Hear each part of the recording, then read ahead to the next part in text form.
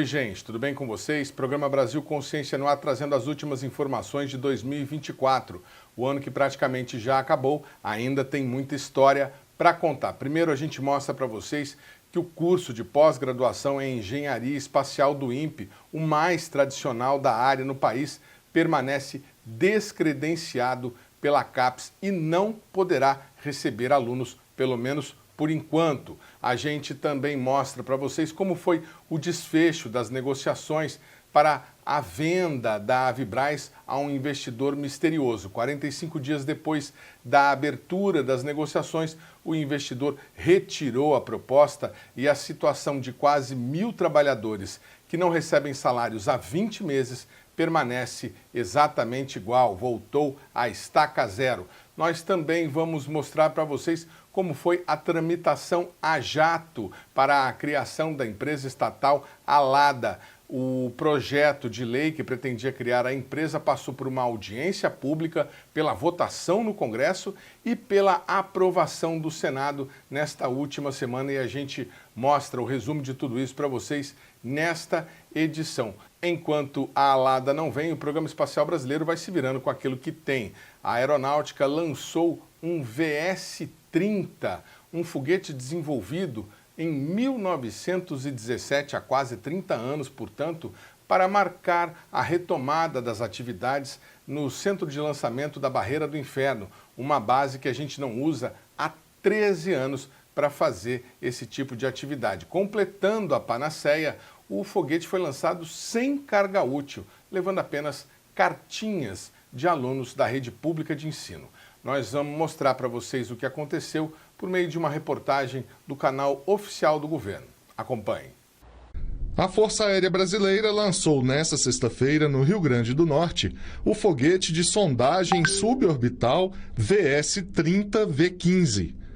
Projetado pelo Instituto de Aeronáutica e Espaço da FAB, o veículo foi feito com tecnologia 100% nacional e deve diminuir a dependência do Brasil em relação a outros países quanto a pesquisas aeroespaciais. Com 8 metros de altura e capacidade de carga de até 330 quilos, o foguete pode atingir 6.000 km por hora de velocidade, 160 quilômetros de altura e transportar experimentos com foco no desenvolvimento de medicamentos, de novos materiais, de semicondutores, entre outros ramos da ciência e da tecnologia. O voo, que partiu do centro de lançamento da Barreira do Inferno em Parnamirim, foi um sucesso. Nesta fase de testes, o foguete transportou cerca de 1.000 cartas de alunos de escolas públicas de 4 cidades localizadas próximas à base de lançamento. Os textos escritos pelos estudantes falam das expectativas sobre o futuro. Como planejado, após cruzar a atmosfera, o veículo caiu no Oceano Atlântico. O voo faz parte da primeira fase da Operação Potiguar. A próxima fase será executada no segundo semestre do ano que vem.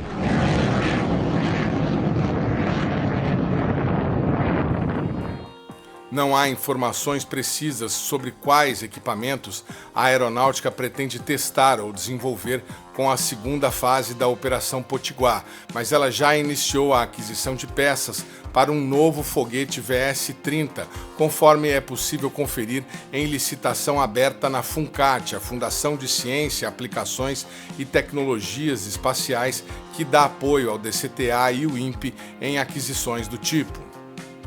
Segundo a licitação, a aquisição das peças para o novo foguete vai custar quase R$300 mil aos cofres públicos. Além disso, o IAE também encomendou peças e serviços para adequações no laboratório responsável por desenvolver o foguete, totalizando mais R$75 mil. Em entrevista anterior com o especialista José Bezerra, servidor aposentado e ex-professor de engenharia espacial, ele destacou que o lançamento do VS-30 sem carga útil não tem relevância tecnológica. Eu li uma notícia, me mandaram, que vai ser lançado um VS-30 de Alcântara com a carga inerte, ou seja, isso é patético, entendeu? A gente não fazia isso no século passado. Veja, século passado, não é ano passado, século passado. E aí, em 2024, você diz para mim que vai lançar um VSB-30, um foguete, desculpe, um VS-30, desculpe, VS-30, um foguete monoestágio, sem carga útil, assim, qual é a finalidade disso? Do que nós estamos falando? Assim, o que você quer comercializar? Qual é a evolução disso no mundo, entendeu? No CLBI que você fala, na Barreira do Inferno? Sim. Como eu vi essa notícia. Então, observe, quando você junta isso tudo, né, eu estou só tentando justificar, né, por que a gente fala que isso tudo é natimorto, né? Até esse projeto da Lada tem 10 anos já, pelo menos, entendeu? Assim, se isso é tão essencial para a soberania nacional, para o desenvolvimento brasileiro, você me desculpa, mas não dá, né? 10 anos, cara. 10 anos é uma década, entendeu? O lançamento de um foguete orbital capaz de levar satélites ao espaço de uma base brasileira era o grande objetivo da chamada MACB, a Missão Completa Espacial Brasileira, criada em 1980, mas jamais concluída. O mais perto que o Brasil está de realizar isso é com a startup sul-coreana InnoSpace, que planejava lançar o seu foguete, o Rambit Nano, da base de Alcântara em março do próximo ano. Porém, a empresa sul-coreana anunciou na última semana que adiou o lançamento para o mês de julho. Segundo a companhia sul-coreana, o adiamento foi decidido por conta do atraso no fornecimento de equipamentos e peças para o lançador. A empresa diz que a decisão visa garantir toda a segurança e a estabilidade do foguete. Anteriormente, a InnoSpace havia divulgado vídeos dos testes com 2 subsistemas do equipamento que, segundo a companhia, foram bem-sucedidos. Acompanhe. No último mês de setembro, a InnoSpace já havia divulgado o teste de separação da carga útil, considerado pela empresa um passo tecnológico chave no processo de desenvolvimento do Rambit Nano. O Rambit Nano é um veículo lançador que tem 21,8 metros de altura e 1,4 metros de diâmetro. A carenagem que você observa agora é em tamanho real e tem 2,60 metros de altura por 1,40 metro de diâmetro. Outro teste foi divulgado pela companhia sul-coreana na última semana. No vídeo é possível ver o sistema de abastecimento dos estágios do foguete se separando automaticamente. Segundo a InnoSpace, o teste foi um sucesso porque demonstrou que não restaram vazamentos após a separação. O programa Brasil Consciência vai para um rápido intervalo e, na sequência, você tem as informações sobre o desfecho da tentativa de venda da Avibraz. É um instante só, não sai daí.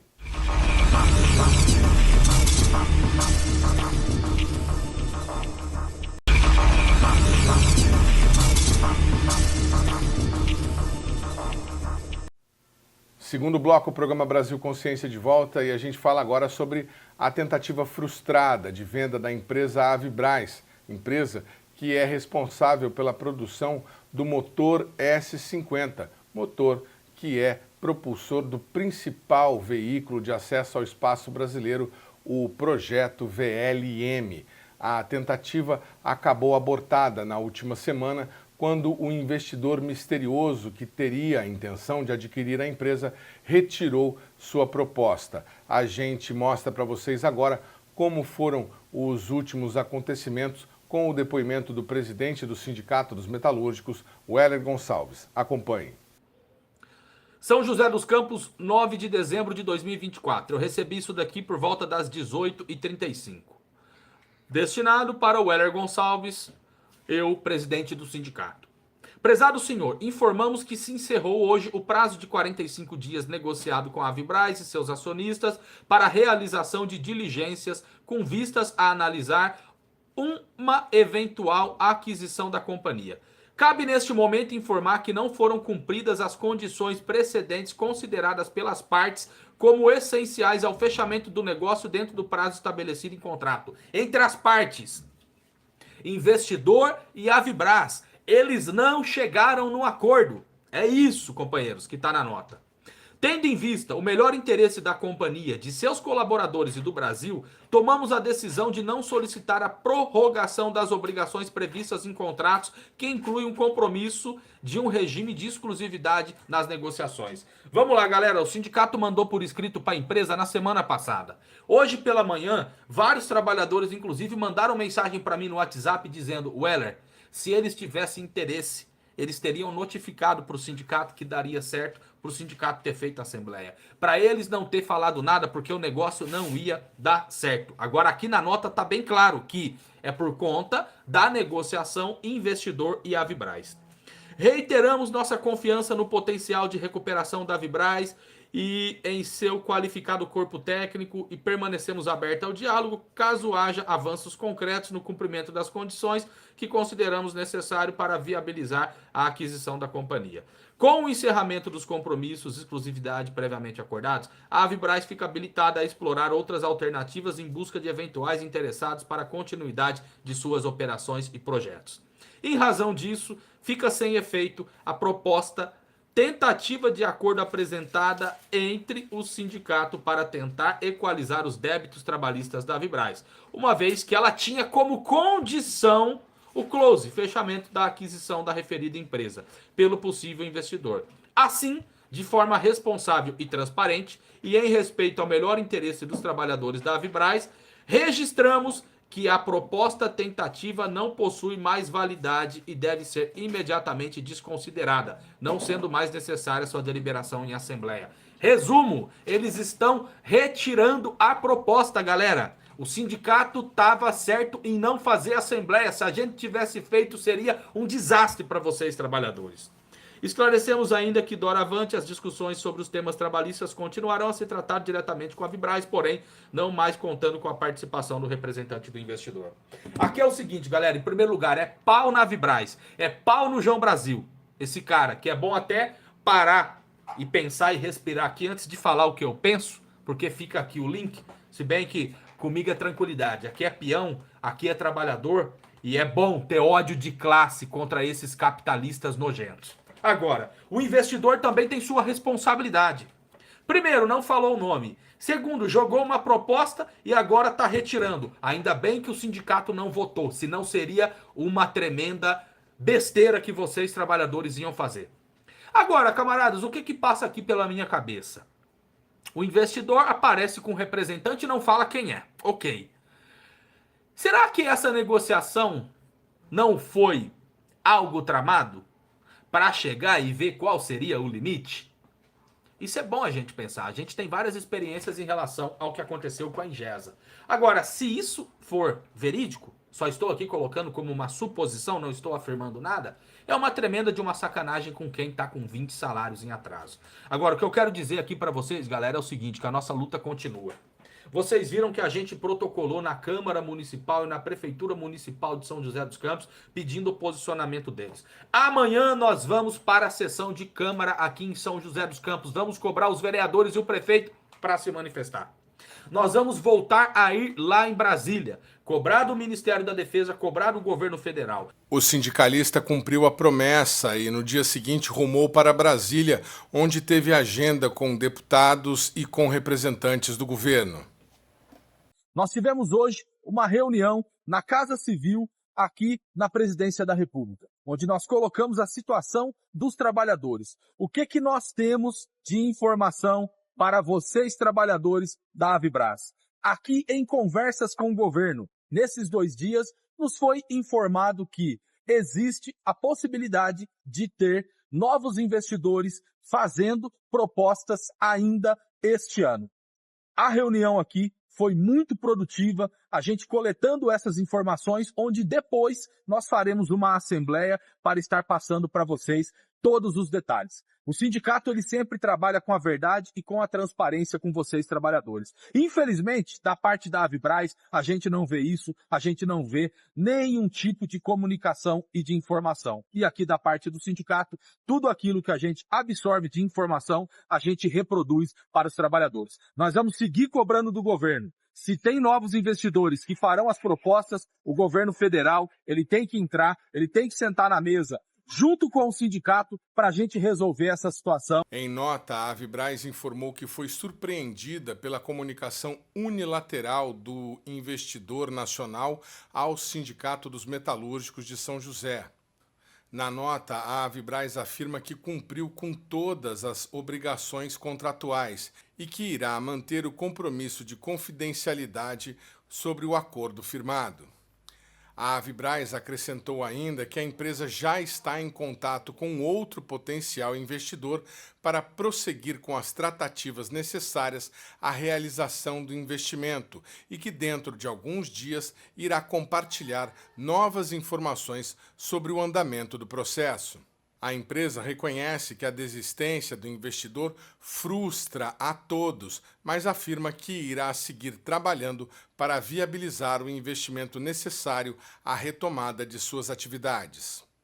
Segundo bloco, o programa Brasil Consciência de volta, e a gente fala agora sobre a criação da empresa estatal Alada.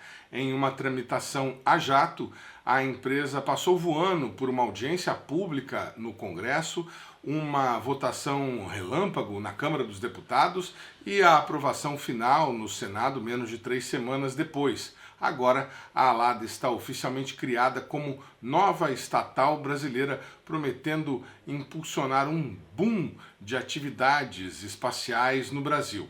Será? A Câmara aprovou o projeto que autoriza a criação de uma subsidiária da empresa pública Nave Brasil para administrar a base de lançamentos de Alcântara, no Maranhão. A Nave Brasil é uma empresa estatal dedicada a serviços de navegação aérea, como tráfego aéreo, meteorologia e informações aeronáuticas. A nova subsidiária irá realizar projetos de interesse do Comando da Aeronáutica, como o lançamento de satélites. O relator, deputado Augusto Coutinho, do Republicanos de Pernambuco, explica o objetivo da proposta. A subsidiária Nave Brasil atuará no âmbito de projetos e tecnologias aeroespaciais sensíveis relacionados à soberania nacional e essenciais ao desenvolvimento nacional.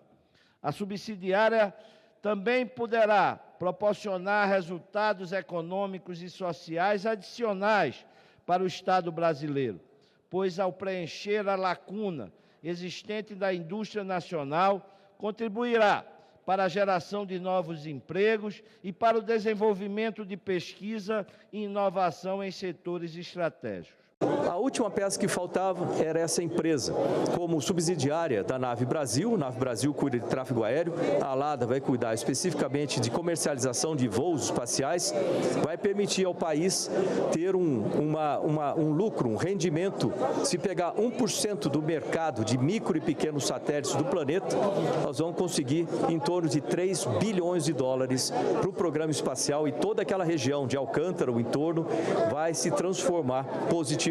Então, é uma coisa boa para o país, boa para a região e boa para o planeta como um todo. É mais uma alternativa de lançamentos para fazer melhorar a agricultura, melhorar segurança pública, meio ambiente, comunicações, defesa, ou seja, é muito bom para o país. Porque, no fundo, né, é como se, veja bem, é como se tivesse um carro com motor com defeito e você colocasse 4 pneus novos, entendeu? Beleza, os pneus são novos, mas o carro não anda, entendeu? Então, assim, é difícil você tentar explicar isso a uma pessoa leiga, né? Porque, no fundo, é o seguinte, Edmond, as pessoas, elas tentam, né, de boa vontade, acreditar em algo, né? É muito difícil você estar sempre naquela posição de dizer que isso não vai dar certo, isso é mais uma iniciativa que natimorta, entendeu? Essa posição sempre cansa um pouco, entendeu? Cansa a mim, né, que estou sempre dizendo isso, e certamente cansa um pouco aqueles que querem ter uma esperança, né? Só que, assim, o meu conhecimento, a minha experiência, a minha idade dizem que é mais uma coisa que é para ser falada, mas que não é para ser feita, né? Se você pegar aqui, eu até peguei aqui, deixa eu ver se eu consigo ler aqui, que houve, né, uma reunião, acho que foi em junho deste ano, lá em Alcântara, se não me engano, tá? E eu vou ler aqui o parágrafo que eu copiei e mandei para mim mesmo. Então, vamos lá. Os temas apresentados no encontro envolveram os produtos e serviços oferecidos pela LADA, como modelo de negócios, foguetes suborbitais, motores aeronáuticos e VLM, lançamentos espaciais, offset, obtenção de patente e projetos de implantação e atualização do CICEAB, que eu não sei o que é. O momento também propiciou abordar o conceito do Complexo Espacial Brasileiro, o SEBRA. Então, na verdade, né, cara, assim, vou dizer do que eu sei. Modelo de negócios, essas pessoas não têm nenhuma capacidade de desenvolver nenhum modelo de negócios, né? Provavelmente são as mesmas pessoas que desenvolveram o modelo de negócios da ACS, tá? Ou seja, se não são as mesmas pessoas, porque nós estamos falando de décadas distintas, né? São grupos, a mesma escola, né, da própria aeronáutica que utilizam metodologias que já são basicamente ultrapassadas, entendeu? Pelo mundo atual. Então, são conceitos do século passado aplicados ao século presente, né? Então, essa é uma questão básica. É o mesmo blá, blá, blá. Bom, foguetes suborbitais, observe, é só olhar o seu histórico aí de programas neste canal e você vai perceber o seguinte, é que foguetes orbitais são esses. Aí fala em motores aeronáuticos. Não me consta que o Brasil tem motores aeronáuticos. Aliás, o Lula, quando esteve aqui no IAE recentemente, no presidente da República, ele questionou um cidadão lá, porque, na verdade, ele quis visitar o IAE para tratar deste motor, né? E, aparentemente, ficou só na vontade do presidente, né? Ou seja, ele não deve ter ouvido nenhuma resposta que o animasse a prosseguir com a conversa, né? Então, também não tem. E o VLM, você me desculpe, o VLM também tem mais de uma década, né, que se fala nele, né? Então, assim, quando você olha a lista de produtos aqui, lançamentos espaciais, vai lançar o quê? De quem? Sabe? Tem um lançamento programado aí, eu acho que de um foguete coreano, mas vai morrer nisso, entendeu? É o que vai dar. Então, quer dizer, então se tenta vender um discurso que não tem base alguma.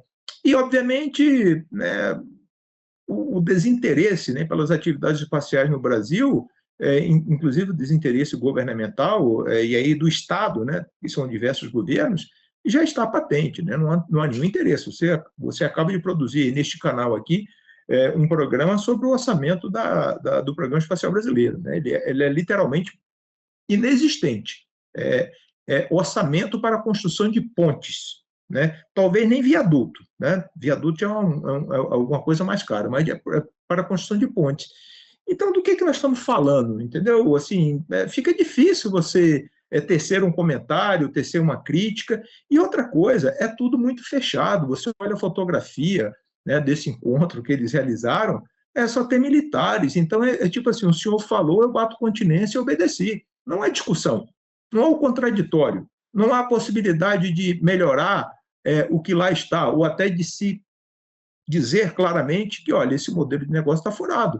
E assim era o modelo de negócio da CS, também tinha modelo de negócio. E deu no que deu. A LADA é muito importante, porque é a empresa que vai nos ajudar a alavancar esse programa espacial brasileiro. Ela vai atuar em vários campos, especialmente em tudo ligado à infraestrutura aeroespacial. Nós vamos fazer lançamentos de foguetes, contratar empresas, trabalhar com offset, trabalhar com contratos, desenvolvimento, retenção de recursos humanos. Então, são uma série de produtos muito importantes para o programa espacial brasileiro.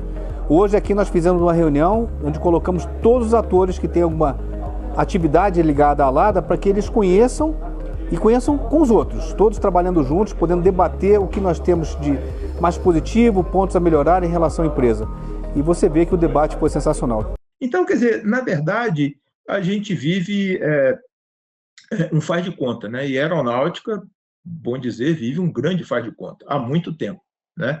No momento que nós estamos falando aqui, eu devo dizer para você o seguinte: o Instituto de Aeronáutica e Espaço, que é ainda é a principal organização brasileira que desenvolve foguetes orbitais e que tem conhecimento, né, na área de veículos lançadores, está trabalhando quase que meio expediente, né?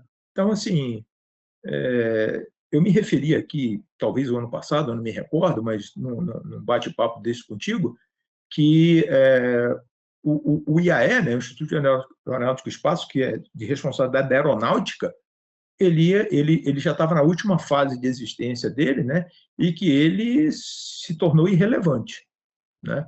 E todas essas ações que a gente vê da aeronáutica está implícita a irrelevância do IAE. O IAE não é citado em nada.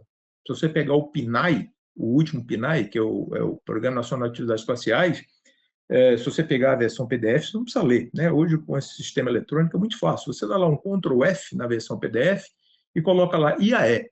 E veja quantas vezes você vai achar essa palavra IAE, que é o Instituto de Aeronáutica e Espaço. Então, quer dizer, nem a EB está preocupada com o IAE, nem interessada, nem a Força Aérea. E aí agora quer se construir um algo novo, mas é um algo novo baseado em ideias velhas, ultrapassadas, antigas, num sistema hierárquico em que o mando e todo mundo tem que obedecer, porque esse é o sistema militar. Isso não dá certo, isso tem que contar com a participação de pessoas com conhecimento, com clareza de ideias e com a capacidade de contrapor a essas ideias bastante antigas e ultrapassadas e que não darão fruto algum para o país. Isso é o mais triste para mim, né? Então, nós estamos aqui gastando tempo, isso vai para o Congresso, vai ser aprovado, mas é dinheiro do orçamento que vai ser, mais uma vez, mal utilizado, porque em um dos artigos, dos poucos que eu consegui ler a respeito desse assunto, né, aí você cria uma diretoria, aí tem um presidente, aí tem um vice, tem vários diretores, você tem o pessoal do staff, né, da administração, secretários, tudo isso são custos para a União. Em troca de quê? Em troca de quê? O que isso vai acrescentar ao país? O que isso vai acrescentar à aeronáutica? Essas perguntas precisam ser respondidas, né? Os agentes responsáveis pela elaboração desses planos natimortos, eles precisam responder por aquilo que eles produzem. Conforme anunciado anteriormente, o PL de criação da ALADA altera a lei anterior de criação da Nave Brasil, dando a esta última a autorização para criar uma subsidiária. Segundo um dos primeiros artigos do projeto, a nova estatal deverá exercer o papel de empresa privada, promovendo e gerenciando atividades de pesquisa, desenvolvimento, certificação, produção, comercialização, transferência e suporte logístico de tecnologias de emprego aeroespacial. Para que a Nave Brasil, que é a empresa que herdou o lado bom da Infraero e as atividades de perfil aeroespacial, ela pode subcontratar uma empresa, que obviamente será esta tal ALADA, que é uma empresa criada para fazer aquilo que o IAE hoje faz. Além disso tudo, a empresa deverá assessorar no registro e atuar na proteção e na representação comercial da propriedade intelectual gerada no âmbito de instituições de ciência e tecnologia. O texto não cita nominalmente, mas entre elas está, por exemplo, o Instituto de Aeronáutica e Espaço, o IAE. Em outro trecho, o projeto de lei indica que a nova estatal poderá gerenciar ou cooperar para o desenvolvimento de projetos integrantes de programas propostos pelo Comando da Aeronáutica, além de promover o desenvolvimento da indústria e da infraestrutura aeroespacial e atividades correlatas, outra vez incidindo, por exemplo, sobre o Programa Espacial Brasileiro e as atividades desenvolvidas pelo IAE. O IAE tem uma missão espacial a cumprir. Por que o IAE ainda não acabou tudo o que tinha que fazer ou não evoluiu? Pelo contrário, o IAE regrediu por causa do fato de que o sistema é mal gerenciado, é mal financiado, é mal estimulado. Porque o Programa Espacial Brasileiro deveria ser tratado com muito mais respeito do que como é tratado agora. Um ponto que chama a atenção é o artigo 14, que indica que a subsidiária poderá contratar pessoal técnico-administrativo por tempo determinado, isto pelo período de 4 anos, mais ou menos o que acontece dentro das Forças Armadas atualmente com oficiais temporários. Neste último caso, porém, o período determinado é de 8 anos. O artigo mantém ainda a expressa recomendação de que a contratação de pessoal por tempo determinado é imprescindível ao funcionamento inicial da subsidiária, o que indica que a utilização desse tipo de mão de obra será empregada logo no início das atividades. E aí se pergunta, onde entra o IAE nisso tudo? Ou já é um projeto na tentativa de acabar com o IAE? Ou então que o IAE seja um órgão puramente militar, é o que está aumentando muito por falta de contratação de civis, a quantidade de militares que são puxados para dentro do IAE, sejam eles da ativa ainda, ou muitos da reserva, que entram lá através de uma seleção um tanto quanto aleatória. Pois bem, o que vai acontecer com o IAE? O que vai acontecer com os servidores? O artigo 14 também define a autorização para a transferência de militares de outras instituições para a ALADA, independentemente da ocupação que eles exercem. E a ALADA ficará responsável por reembolsar os órgãos que cederem estes militares. Outros itens que chamam a atenção é que a ALADA também será autorizada a patrocinar uma entidade própria de previdência complementar e que ela poderá ser contratada pela própria aeronáutica para executar tarefas que hoje estão sob responsabilidade da Força, numa espécie de autoterceirização. O que eu gostaria de deixar claro é o seguinte: não há um interesse político pelo Programa Espacial Brasileiro. Seja do Executivo, entra governo, sai governo, seja do Legislativo, a cada legislatura faz o que faz, mas nada se é feito efetivamente para o Programa Espacial Brasileiro. E a própria sociedade civil, os órgãos, institutos, entidades que não se manifestam. Há quanto tempo nós do SINDICT estamos brigando pelo Programa Espacial Brasileiro? Há mais de 30 anos. De longa data, o SINDICT vem junto ao Executivo e junto ao Legislativo, brigando por mais recursos, muito mais recursos, não esses recursos pífios que entregam para o INPE e que entregam para o DCTA, e brigando também pelo material humano, contratação, concursos para os servidores públicos, porque quem faz isso é o servidor público.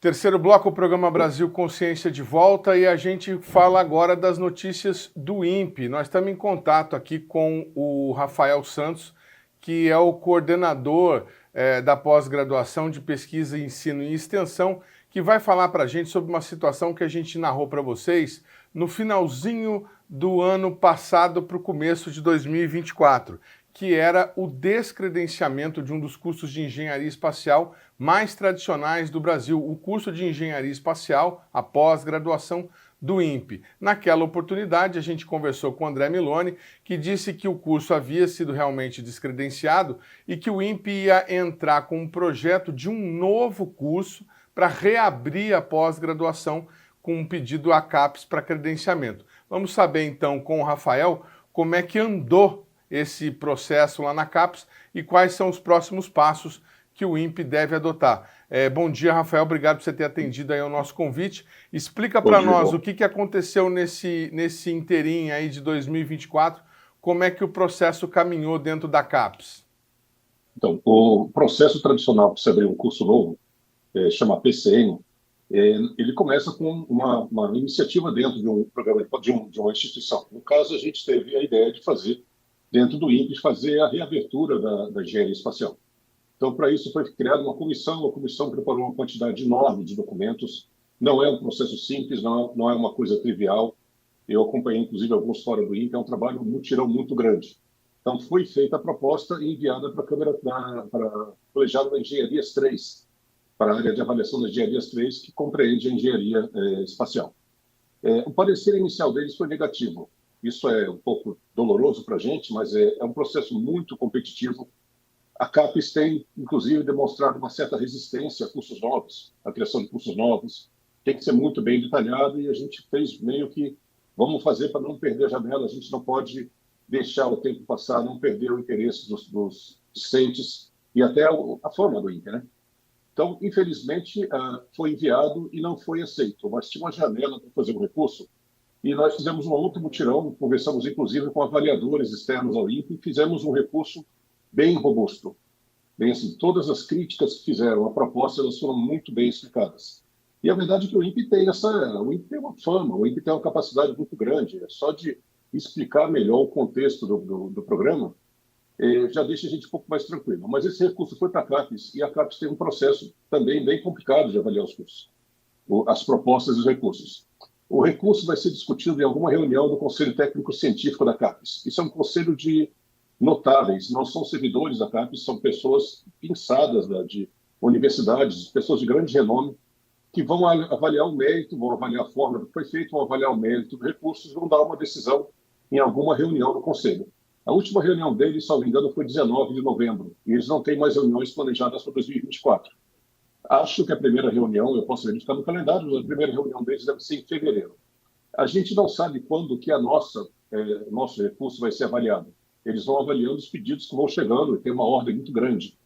Nós temos quase 5 mil programas de pós-graduação e me disseram que esses últimos anos tentaram criar mais 1.500 programas de pós-graduação. Então, é um trabalho muito grande para esse conselho da CAPES. Se o conselho aprova, o resultado fica público. E aí acontecem duas coisas. Ainda precisa ser corroborado pelo órgão do MEC, pela Câmara de Educação Superior do Conselho Nacional de Educação do MEC. Então, na hora que a CAPES falar esse curso está aprovado, o pedido está aprovado, ainda é corroborado. Mas, geralmente, é assim, simplesmente, ok, estamos de acordo, vamos em frente. Enquanto essa corroboração, esse resultado final não sair, a gente não pode, de forma alguma, abrir o curso, porque a gente estaria agindo ilegalmente. O que a gente está preparado para fazer? Assim que a CAPES falar que pode, ainda tem essa outra instância, mas na hora que eles falarem que pode, a gente vai confiar de que vai, e nós vamos deixar tudo preparado para começar o curso assim que o MEC autorizar, casando, claro, com os nossos períodos do INPE. Então, se a resposta, por exemplo, sair em abril, a gente vai começar a oferecer vagas para as pessoas começarem o curso em junho, que é o nosso período. Nós não vamos esperar 2026. Enquanto isso, esperamos ansiosamente. Os períodos de pós-graduação do INPE, eles são um pouco diferentes. Vocês encerraram um último período agora em outubro, se eu não estou enganado, e o próximo... Perdão, desculpe. Encerramos o terceiro período agora em 6 de dezembro. Em 6 de dezembro. Isso. E o próximo período começaria quando? Março. Em março começaria o próximo período. E aí iria de março a junho. Março a junho, depois nós temos uma pausa depois de julho a setembro. São datas aproximadas que a gente sempre tenta casar para evitar, por exemplo, perder carnaval. Mas são 3 períodos no ano. A gente começa um pouquinho tarde sempre, né? Então, são 3 períodos no ano. Na hora que o MEC falar que pode, a gente vai estar fazendo propaganda, abrindo vaga, correndo atrás do tempo perdido. Não, veja bem, Rafael, eu só estou querendo entender o seguinte. Para o primeiro período de 2025 não há mais possibilidade, até pelas datas de reuniões aí que o MEC teria que fazer. Olha, eu não acredito que eles vão conseguir o MEC não vai... O MEC sempre demora alguns meses. Em alguns governos passados que teve pouco incentivo à ciência e pesquisa, o MEC demorou quase um ano.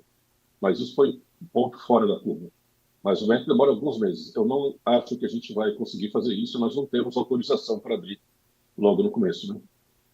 Perfeitamente. Bom, a gente entende o otimismo de quem elaborou uma proposta robusta, colocou argumentos e tudo mais, mas como você disse, né, a concorrência é muito grande e agora vai para essa turma de notáveis.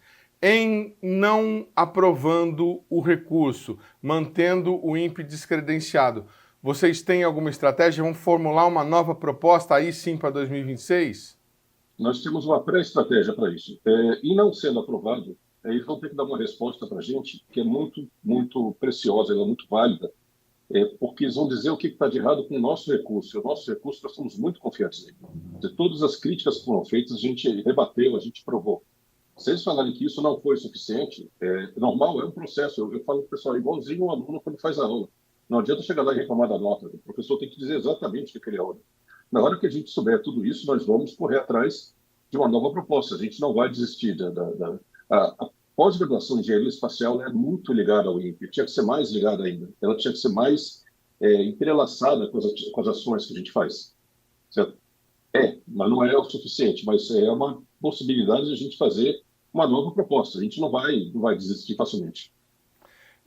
Para quem é leigo como eu e que não conhece as minúcias desse processo, é até um pouco estranho que pessoas ligadas à CAPES não tenham o conhecimento de que a engenharia espacial do INPE é tão tradicional e tão fundamental. Vários projetos brasileiros espaciais foram desenvolvidos por mestrandos e por gente formada no mestrado e no doutorado do próprio INPE, né? É bastante estranho, causa bastante estranheza para a gente que esse know-how não seja levado em consideração e que o INPE não seja considerado capaz de reabrir uma pós-graduação que já existia há 20 anos, 25 anos?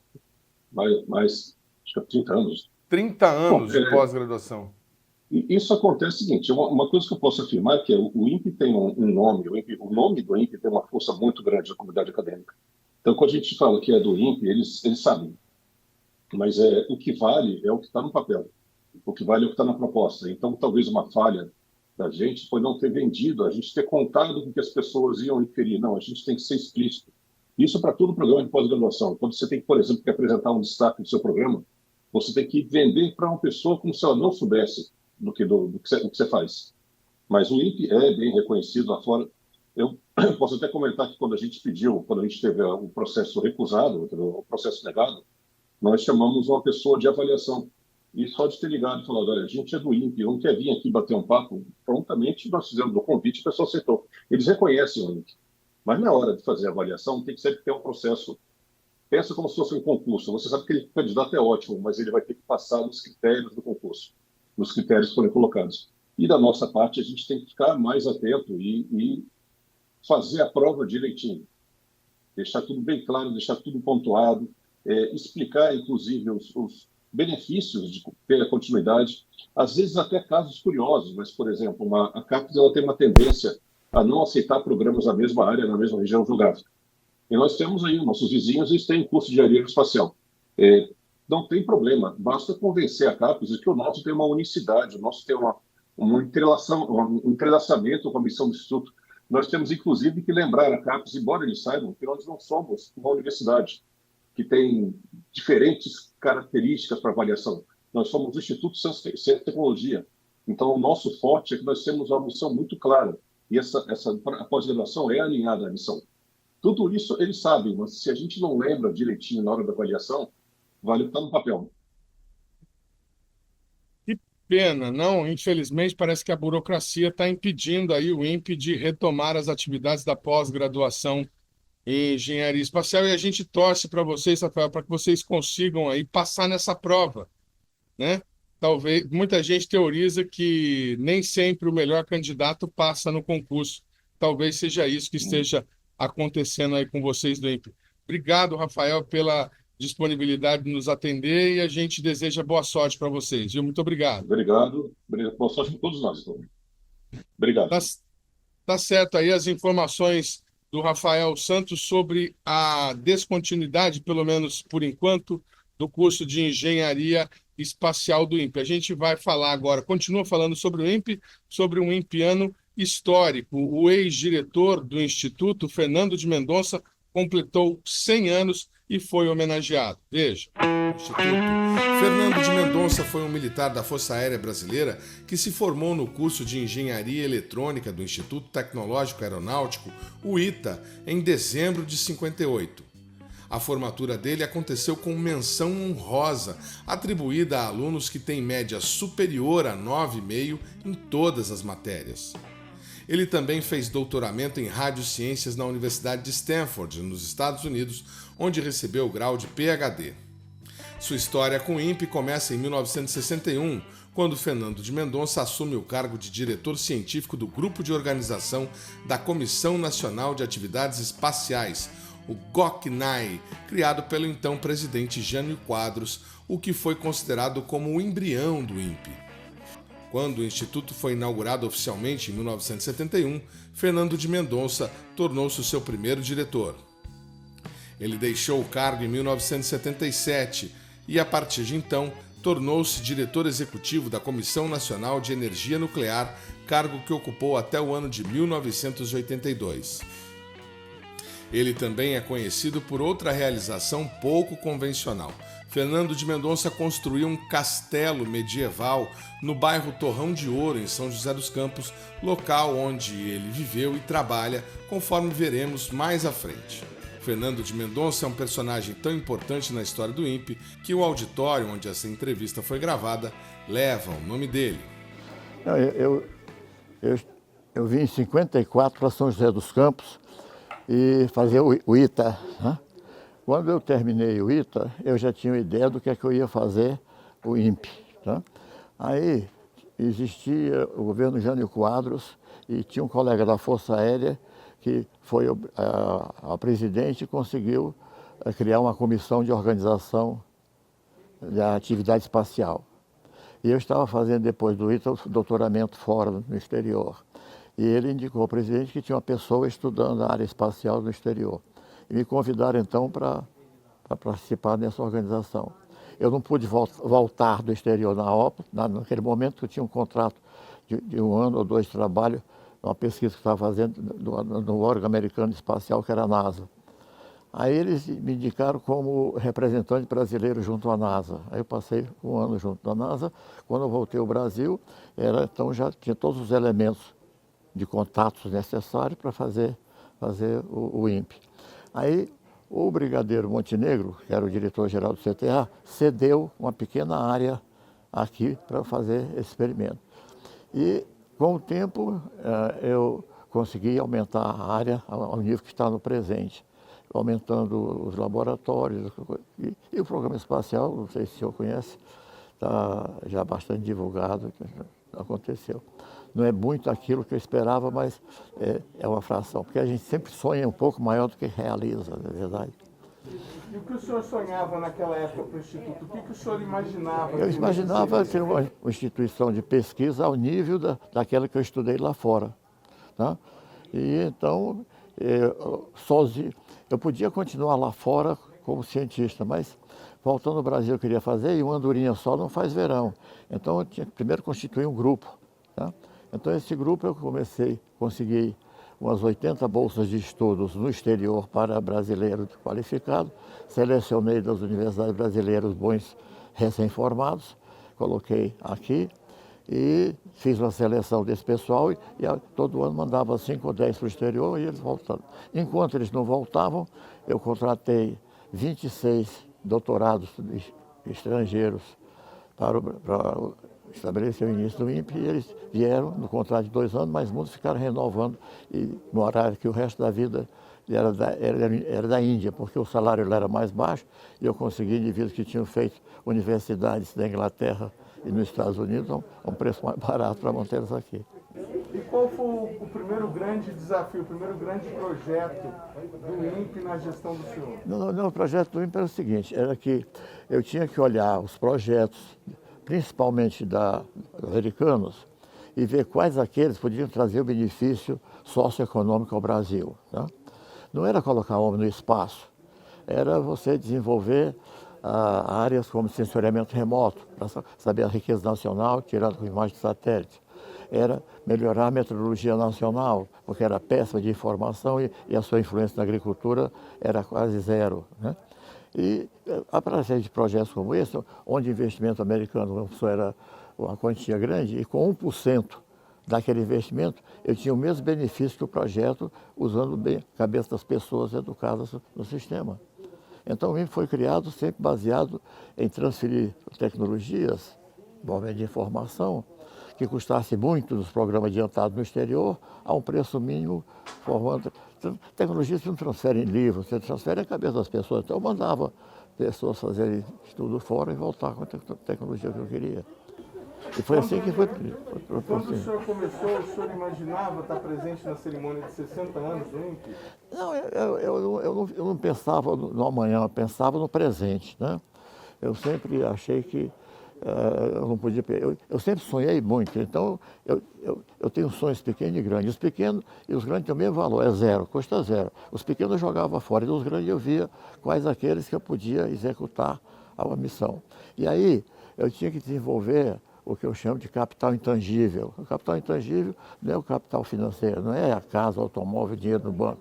É um capital que é medido em prestígio. Então, para criar prestígio, você tem que se procurar para se associar a pessoas que mandam no país.